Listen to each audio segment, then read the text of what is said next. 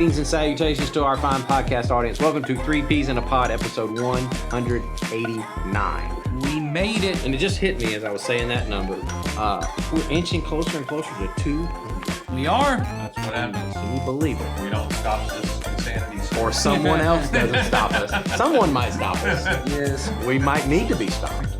Some people are, but you know, I figure if they're listening, if people are still listening, they don't want us. Well, what we don't know is that the same people are still listening. That's okay. We'll take turn over. People are listening. We'll turn this audience over. Yeah, we probably are. Keep on going, you know. Man, people keep sending us questions too. So, you know, here we are. We're 3 pastors in a podcast answering your questions. We're glad you keep asking. And today, as I said last week, we have a parenting question, which I wonder if I should have saved this for our parenting podcast. We do have a parenting podcast. I'm willing to leave right now and let that happen. No, let's just plug the parenting podcast. We're still going to do this, but we have a parenting podcast. We do the Not Great Parents podcast. It's in the same feed. You can't stop it from coming. Can't If you miss it. have subscribed, it's going to happen. Subscribe and you get it on Thursdays. On Thursdays. That's right. correct. That's right. Nathan and Molly take care of those mostly. Mostly, we have show other. up I say you showed up. He's been on it He's before. been on there. Sawyer's been on it before. We got. Oh, Ed's been on once. I have been No, there. that's not true. That's You've not been on multiple. I forgot. Yeah. I would like to maintain more appearances than Ed. That would make me feel good. I do think you have more appearances I than don't that. think that's going to be hard. But I will say I hadn't been asking in a long time. I think I may have screwed it up. No, I think you're okay. You know, so No. Jason's got a lot going on these days, folks. I do. That's But So I'm still a not great parent. That's true. That's true. I can I be am on it. too, but I'm now a not great grandparent. That's true. It's doubly not Yeah, great. exactly. That's right. All right. My wife, though, is doubly good at it. So So we you're just sort of milking I'm not off sure. of her. I'm not sure it's balanced, but I might be worse than she is good. Okay. Well, you just sort of stay away and let her handle it. No, I'm there. Poor grandkids. I know. I'm sorry, Nathan. That's all right. All right, here is the parenting question. All right, I'm ready. My teenager gets irritated whenever I try to offer advice on her problems from a Christian perspective. Even though she is a believer, she enjoys church, she responds with an enough with the God stuff, and she just wants a tangible solution by the world standards. I don't want her to resent Christianity, but I also want her to know that Christ is the answer to her problems. Can you please offer some advice? Well, I don't know what the situation was that you were giving advice about. I want to start by this and just saying, I do think there is a good thing. You know, we say good, not great on ours. A good thing that's in your part that your kid at least is very aware that you are trying to address every problem from a Christian perspective. Now, I don't know what you're saying because this next thing I'm about to say may make you feel like that. But I will say that part, I think, is really good. Recently, one of my kids, they were having a conversation. I wasn't there. My wife was telling me this story. 3 of my kids, they're riding in the car, and they're talking about their favorite holidays, you know. And, oh, Halloween, you get so much candy. Oh, this. And then one of my kids said... Pentecost. Yeah. One of my kids said Christmas, but not because of the presents, because it's when Jesus was born. And the other 2 were like, because she was being so self-righteous You know you about have 3 more. I only had 3 in the car, so okay. for this All story. right. So the other 2 there in the back of the car are going, oh my goodness, you can't use Jesus like that. And they go, you sound like Daddy. All you do is talk about Jesus, and then even if it doesn't have anything to do with Jesus, Daddy starts talking about Jesus, and then he cries. That's what they say. Then Daddy cries, and I said, well, at least one good thing came out of it is they know Jesus really matters to me. So in that sense, that's really good. Now, the other part of this I will say is... You know, the part of that story that I love is that talking about Jesus and crying is an inherited trait he got from me. Yes. That definitely didn't come from his mother. No.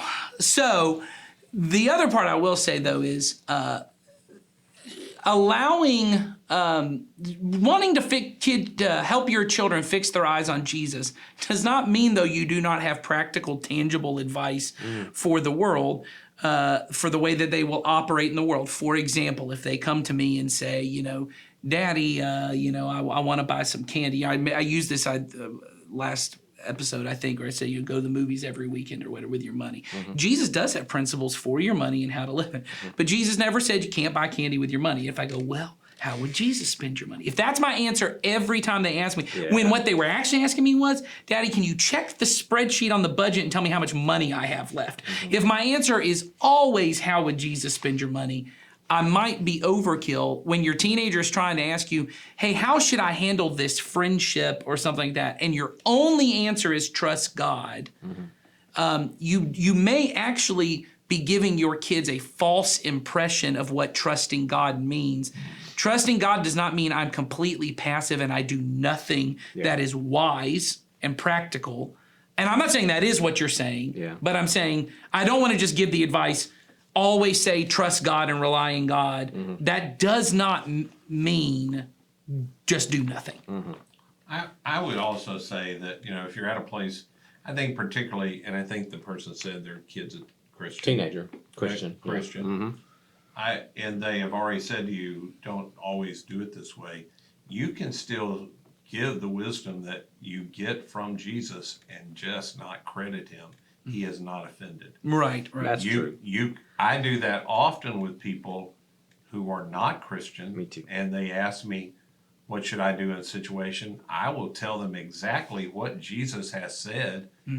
I just don't feel the need to tell them that it was Jesus. Now, if they come back and say, hey man, I took your advice, that really works. I said, well, just to be honest, the reason that worked is because Jesus is the one that said that. Because at that point, I don't find that most of them are offended once it worked. But if some person, even if they're your own family member, feels like you have an agenda other than genuinely trying to help them, and I'm not saying, there just comes a point with your teenagers that have already made the point of, hey, I just want you to deal with this. You can just tell them what you've learned from Jesus without attaching Jesus to it. And then later they can figure that out and they already know you're a Christian. You do not have to make it a package deal on every answer. Yeah. For me, one thing that and maybe this is not what you were asking, but this is what my mind goes to. What is the goal of parenting a teenager in the end? And we've talked about this in different settings. And for me, it has always been, I want above all else to maintain relationship with my teenager, because I know going forward, that's pretty much all I have. And I want to have influence in their life. So therefore, I want a relationship.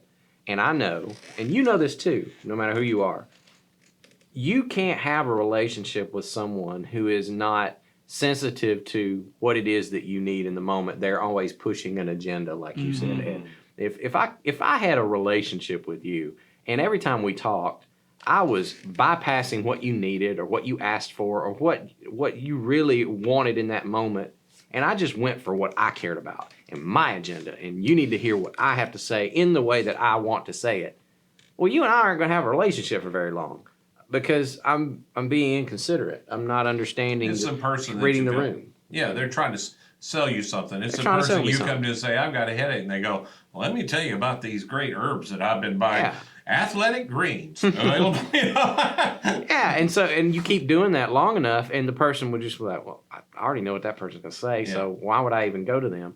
So practically speaking, my advice is lean into the relationship, because that's where you have the influence to actually do what Ed just said and to share the truth that Jesus would share in a way that that person can hear it.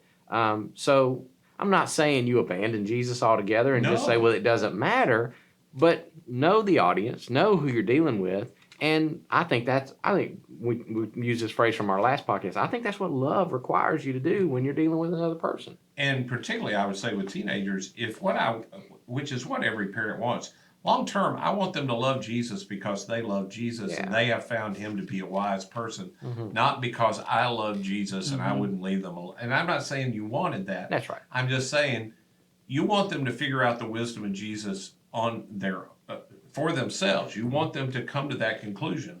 So often, it's often good to start those conversations with well, what were you thinking you were going to do? Yes. What questions? What were you considering to do in this situation?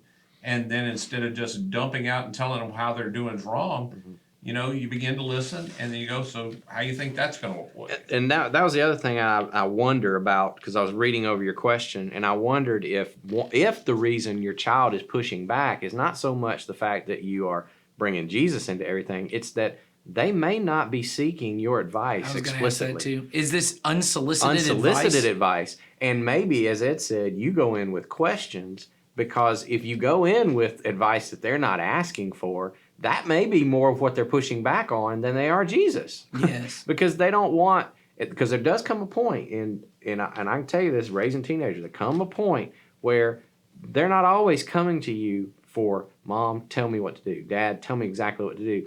They just need a place to sound off and to work things out. And what they really need for you to do is engage, ask questions, help them figure it out, or at least give them thoughts that they haven't had yet that they can consider, so that they can make their own decision. Because in the end, that's what you want once they leave your house, because you're not going to be there to give the Jesus advice or whatever else advice. They're going to need to work this out on their own. And you want them to have the skills mentally and emotionally so that they have the tools they need to navigate, figure it out, and come to a conclusion on their own. Yeah. No, I agree with that. I think it's very important as parents, but not just as parents, as I think people who want to have influence in others' lives.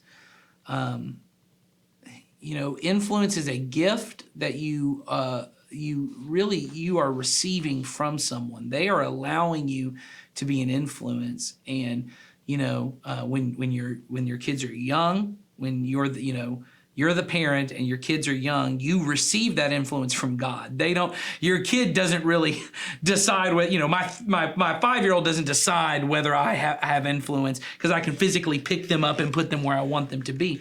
But by the time they're a teenager, it really is now they get to decide whether they want to. And I said this at a recent on mission discipleship thing we were at, and I had someone come talk to me about it afterwards. I said, anytime you have decided, I said, often as parents, a lot of your trying to protect them and fix things for them is not as much about them as it is about you. Right.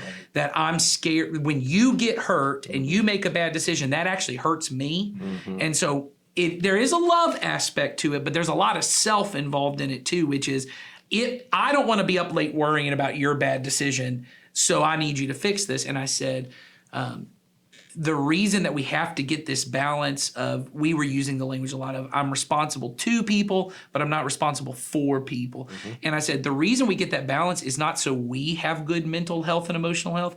It is an act of love for the other person. Because when I try to control your decisions, even if it's because I know what's right in this decision for my child, I am trying to control the decision you make. I'm trying to control the consequences. I'm trying to do that. I am now impeding your ability to freely make your choice, which is something our Heavenly Father never does to us. And if it was love for me to try and, even if I'm going to overwhelm you with evidence in my advice, I'm going to give you the best, and I'm just going to keep battling this out until I break you down and you agree to do what I want you to do. If that was loving, your Heavenly Father would have done that to you. And because He didn't, that is evidence to me it's not loving. I always look to, if God would do that for me, that's love. If I know God would never do that to me, then that's probably not loving. And so I have to look at that and go, our Heavenly Father has made the choice. I get to have free will, even when my free will is bad decisions. That's right. And I think as parents, that's the hard part in these situations is, can you love your kid enough, like you said, to listen? All the things we've already said, listen and do all that. Even if the reason you're bringing Jesus up so much is because you're afraid, well, maybe they won't keep loving Jesus if I don't keep saying it, Yeah, and I think with every decision, particularly with your kids, you're always weighing risk. So the decision they're making, if it goes totally south, what's the worst thing that can happen? And if it's a low cost thing, because parents tend to think every decision has lifelong consequences Right. forever. Like there actually is a permanent record at school, which turns out there's not that anybody cares about. No, mine's not still around. You know, there Not is. that permanent. I found out really quickly. There's a record, but you can't get it, and nobody really wrote anything down anybody cared about other than grades. And it just, if there's a low risk, you want to talk them through how to make the decision, but making a bad decision and enduring the consequences is often the way to wisdom.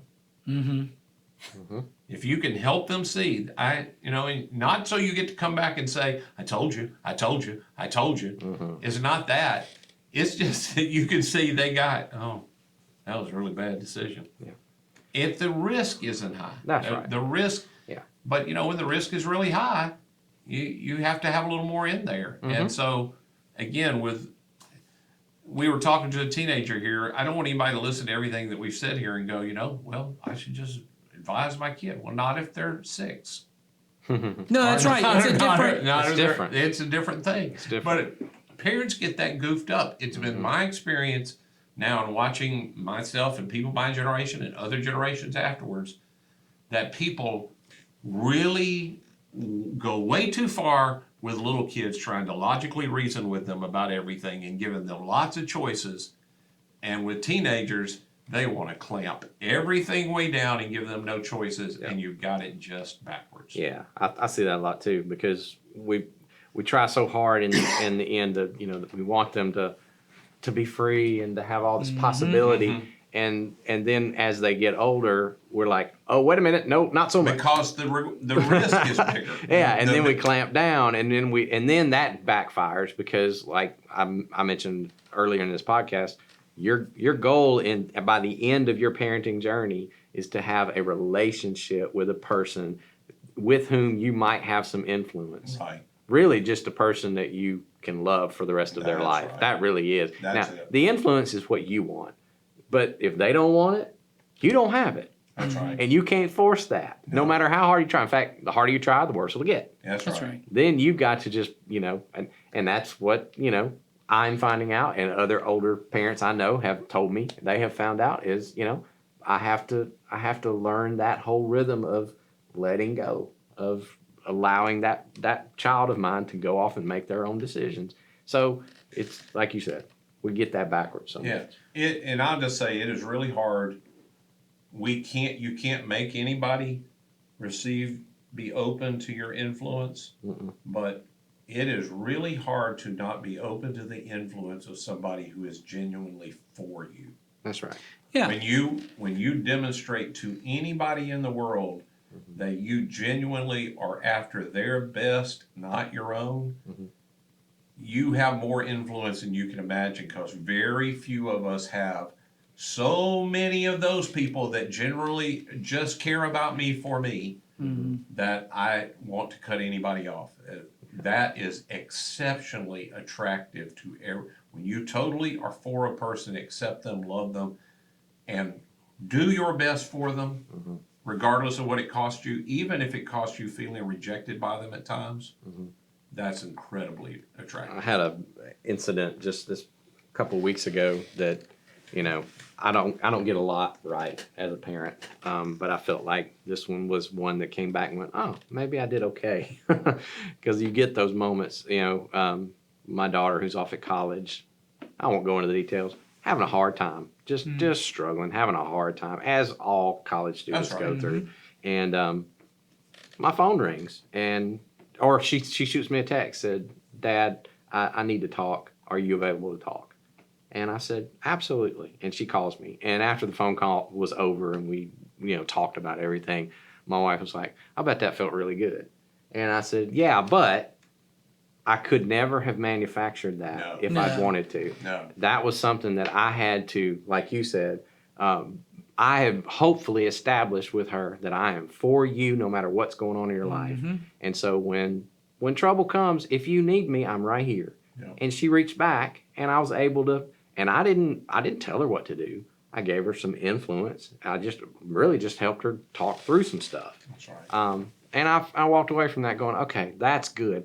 Now, the temptation is, I want that all the time. I want to have that. And I And just if I get, hear them talking to anybody right. else, why didn't you talk to me? That's right, and get Well, all see, upset that's about that. me. That's about me. That's about me. Yeah. Which is they can feel it, and That's then right. immediately they go, "Well, that's why I didn't talk Yeah. to you because everything's about you." That's right. So now I got to retreat back to my place, go to where I'm supposed to be, That's right. and then wait until she needs me again, and hopefully she'll come. If not, great, that's fine too. I got to be okay either way. That's right. You know.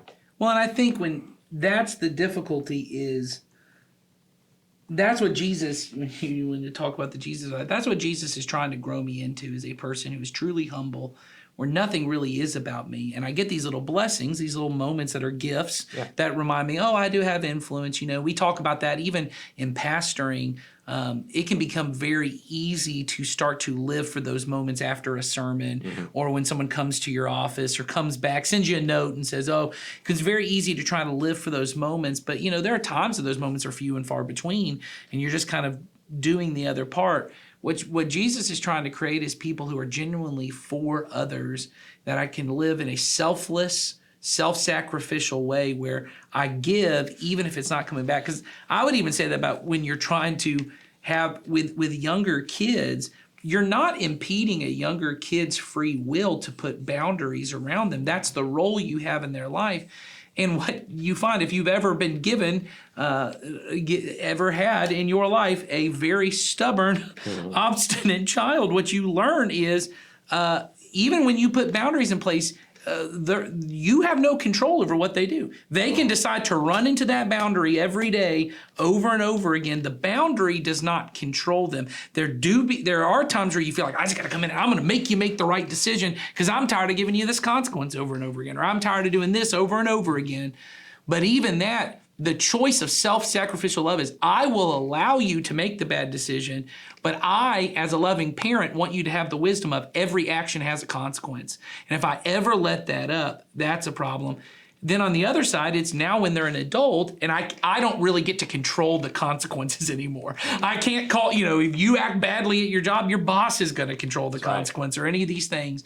My job is just to be loving, but to me, those aren't different responses. They are still, it's where was my role in the situation? Right. When you're young, I've often heard family psychologists say the role of a parent is to be a substitute frontal lobe for your kid. Oh, yeah. That the frontal lobe is the one that helps you do that executive function of planning for the future, strategizing.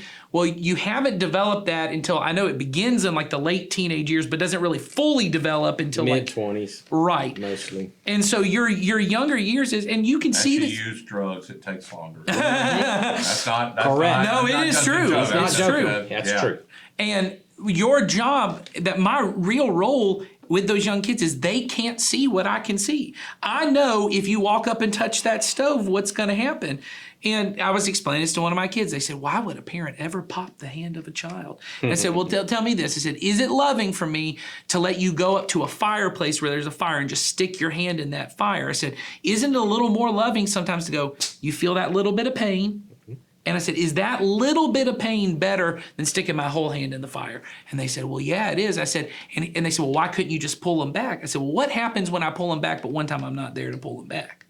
And they said, oh, well, they'll keep going. And I said, there are these times where you have to decide. My job is I can see something you can't see. The problem is, I also think that's true for my 18-year-old, which it may be true. It is true, often. Yeah, it is. It may be true.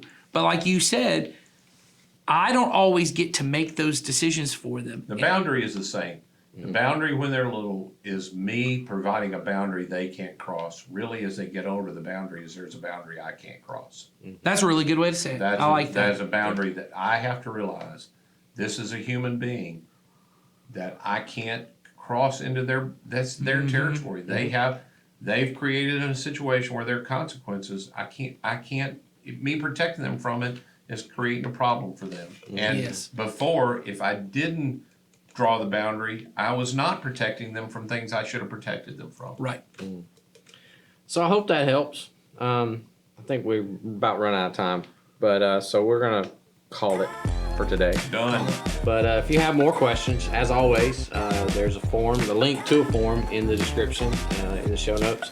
So go there and send us more questions. And next week, I don't know what we've got, but it'll be the next question up. Whoever sends the next question, we'll You're get next. on. You're next on the podcast. So send it on, and we'll see you next week. Bye.